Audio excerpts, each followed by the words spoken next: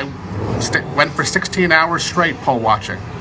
It took about 30-45 minutes to get through, despite me having credentials of all possible manner. Eventually I showed an email proving that I was supposed to go in. They at least let me through. When I was there, I was turned away for a tablet. They did not want any tablets or computers there. I had to bring that elsewhere. Eventually, when I was let through, you were not able to get anywhere near the ballots. There were 3 rows of people counting ballots. The closest at my day, may have been 15 feet away. Then there was another row, then there was another row. To the extent that you could see anything, we were told repeatedly, including by Democratic poll watchers, including by police, that if they see us taking a photograph or a video, we'll be thrown out and not let back in. The only place you could use a phone was several hundred feet away from the ballots. I don't know what they were trying to protect. When I was there, I saw some people looking at the ballots legitimately. Some people were flipping through them at a rate of every second or so in a way that we specifically could not even see a single thing.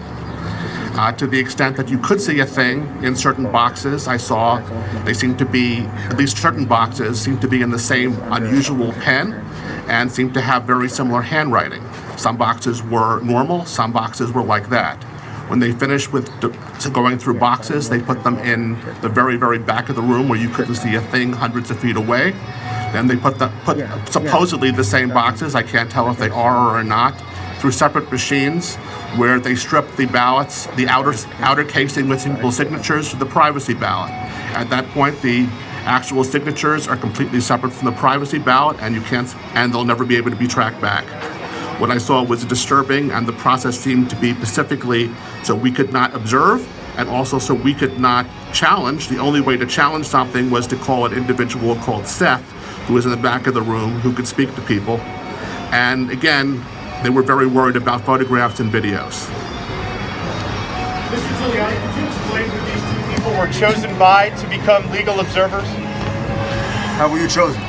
I was asked both by my local ward and the Republican National Lawyers Association. I responded to both. I was willing to do so. There was some type of vetting process, including my bar number and I guess my credentials, and then I was accepted. And you're an attorney, right? I am an attorney. Where did you file a complaint initially? When you saw this behavior happening, who did you go to? I asked the individuals in the group who were the most senior, and again, We'll take questions later. When you moved 6 feet closer, as far as you knew, was that based on a court order? I assume it was a court order. In no case was I closer than 15 feet to anyone counting. Did they move 6 feet further away? The closest row for me was 15, 20 feet away. Then there was another row 15, 20 feet beyond that counting, then another 15, 20 beyond that. The only thing I could see at all was the row closest to me.